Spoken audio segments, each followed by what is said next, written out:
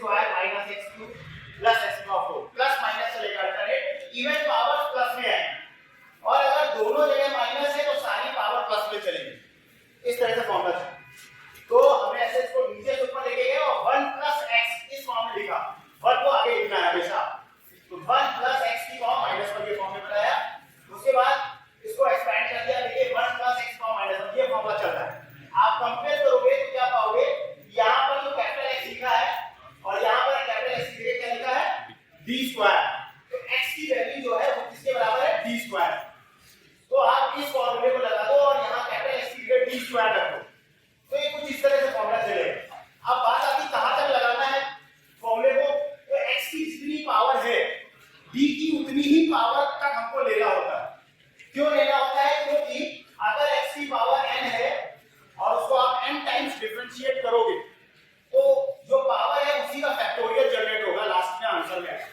जैसे अगर x cube लिखा है और उसको 3 बार डिफरेंशिएट किया गया तो पावर जो है 3 उसी का फैक्टोरियल आंसर में आएगा। कैसे, देखिए x क्यूब है तो इसका रिजल्ट आया, पहली बार डिफरेंशिएट किया आ गया 3x स्क्वायर, दोबारा फिर किया तो आ जाएगा 6x, दोबारा फिर किया तो आएगा 6। तो 6 क्या है, यही तो फैक्टोरियल जुड़ी है। तो यहां से आपको पता चला 3 बार, अगर जितनी पावर है उतनी बार डिफरेंशिएशन होगा तो पावर का फैक्टोरियल जनरेट होगा। अब अगर इसको एक बार और अगर कर देते पावर 4 होगा, डिफरेंशिएशन एक बार और करते तो रिजल्ट हो जाता हमारा 0। तो अगर पावर जितनी है x की उससे एक बार ज्यादा या 2 बार ज्यादा आप डिफरेंशिएट करोगे तो हमेशा रिजल्ट क्या आएगा 0 है।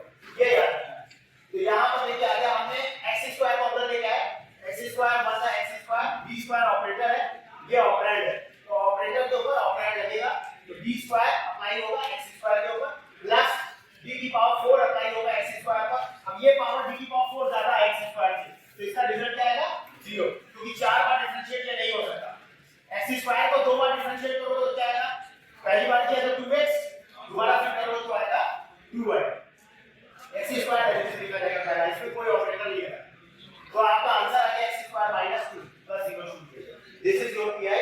तो complete solution will be given by y equal to c plus pn। ये लिखा होगा इस तरह का भी आ सकता है क्वेश्चन, जहां पे मान लेते हैं इस तरह का सवाल दिया d square plus sin t plus 4 into y is equal to 3 minus 2x।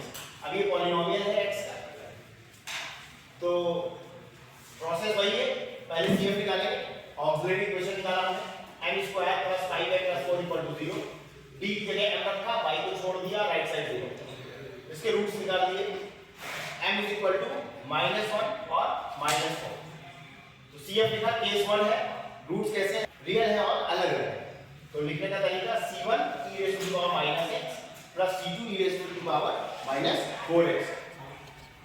pi लिखने का तरीका वही है, qx फंक्शन लिखा आपने, डिनोमिनेटर में अभी आपका फंक्शन तो जो पॉलिनोमियल है अभी का d square plus 5t plus 4 लिख लिया। अब इसको सॉल्व करने के लिए आप कर क्या रहे थे हम लोग सिंपली बाइनोमियल लगाना है, आपको पता है। बाइनोमियल में आपको मैंने ये फॉर्मूला बताया था कि आपको या तो 1 प्लस कैपिटल x की पावर -1 बनेगा या 1 माइनस कैपिटल x की पावर -1 बनेगा। ये बनाना कैसे, इसमें 1 हमेशा होना चाहिए, तो 1 बनाने के लिए जो लोवेस्ट डिग्री टर्म है d का उसको आपको कॉमन निकालना है। तो लोवेस्ट डिग्री टर्म क्या है, जहां पर d की पावर सबसे कम है या d नहीं दिख रहा है जिस टर्म में, तो यहां पर d नहीं दिख रहा है, यही d की पावर यहां पे 0 होगा, आप कह सकते हो 4 * d की पावर 0। तो इसलिए कांस्टेंट टर्म जो है आपका 4, इसी को आप कॉमन लो, 4 को कॉमन ले लोगे तो बाहर 1/4 हो गया और अंदर 4/4 1 दे देगा और d स्क्वायर प्लस 5t को आप पूरे के अपॉन में 4 हमने 4 से डिवाइड कर दिया कॉमन लिया प्लस 1। अब इसको लिखना इस फॉर्म में है 1 प्लस कैपिटल x के फॉर्म में, तो 1 को आगे लिखेंगे इसको पीछे लिखेंगे और इसको नीचे से आप ऊपर लेके जाओगे, तो जब नीचे से ऊपर लेके जाओगे तो पावर इस पूरे की पावर बन जाएगी -1। 1 को आगे कर दिया, इसको पीछे कर दिया, कुछ इस तरह से बन जाएगा। बाकी वही है फंक्शन, इसको ये आपका ऑपरेंड है, इसको आप ऑपरेटर के आगे लिखिए, ऑपरेटर पहले बाद में ऑपरेंड, जिसके ऊपर ऑपरेटर अप्लाई होता है, तो 3 - 2x यहां पे आ गया। अब इसको सिंपली इस फार्मूले से आपको एक्सपेंड करना है, कंपेयर करो कैपिटल x की वैल्यू क्या है, तो कैपिटल x अगर आप देखोगे तो कैपिटल x जो है वो आप कंपेयर करो 1 के अलावा जो है वो कैपिटल x है, 1 के अलावा जो है ये पूरा आपका कैपिटल x हो गया। तो इस फार्मूले में वैल्यू रखनी है 1 - x + x² - x³ एंड 1। अब बात आती है कि ये फॉर्मूला कहां तक लिखना है, कितने टर्म्स तक लिखना है, इसका एक्सपेंशन कहां तक करना है बाइनोमियल में। तो वो डिपेंड करता है कि जो पॉलिनोमियल आपको दिया उसमें x की डिग्री कितनी है, मैक्सिमम। तो अगर आप देखो कि यहाँ पे x की मैक्सिमम पावर 1 है, डिग्री 1, इसका मतलब इसको हम केवल एक बार डिफरेंशिएट कर सकते हैं, एक से ज्यादा होगा नहीं। एक बार आप करोगे इसका यहाँ पर x की जगह पे वैल्यू 1 आ जाएगी, अगली बार करोगे तो रिजल्ट 0 हो जाएगा। तो हमको मैक्सिमम d की पावर 1 तक ही रखना है, d की पावर 2 या 3 हमें नहीं चाहिए क्योंकि रिजल्ट 0 हो जाएगा। तो इस एक्सपेंशन के हिसाब से हमने लिखा 1 माइनस x, तो 1 माइनस x का मतलब ये पूरा term d square plus 5d/4 plus मैंने एक टर्म एक्स्ट्रा लिख दिया है x स्क्वायर के लिए दिखाने के लिए आपको कि इसका होल स्क्वायर भी आएगा इस पूरे का, यही कैपिटल x है। तो x स्क्वायर का मतलब इसका whole square and so on. आगे के टर्म लिखने की जरूरत नहीं क्योंकि सब रिजल्ट 0 हो जाएगा। आगे 3 माइनस 2x, फिर 1/4 1 माइनस 5d/4। अब इसमें भी अगर आप देखो तो हमें तो सिर्फ b की पावर 1 ही चाहिए, तो इसमें ये होल स्क्वायर लगा है, ये देगा a प्लस b का होल स्क्वायर के फॉर्मूले से आप इसको खोल सकते हैं। तो ये देगा a square plus b square plus 2ab, तो यहां बनेगा d स्क्वायर का स्क्वायर d की पावर 4, b स्क्वायर ये देगा 25d स्क्वायर, ये ज्यादा है, और 2ab इसको मल्टीप्लाई करोगे तो 10 टाइम्स d स्क्वायर * d की पावर 3। ये सारी पावर ज्यादा है, हमको इनकी जरूरत नहीं है, तो ये पूरा टर्म हम छोड़ सकते हैं, इसको मैंने नीचे नहीं लिखा।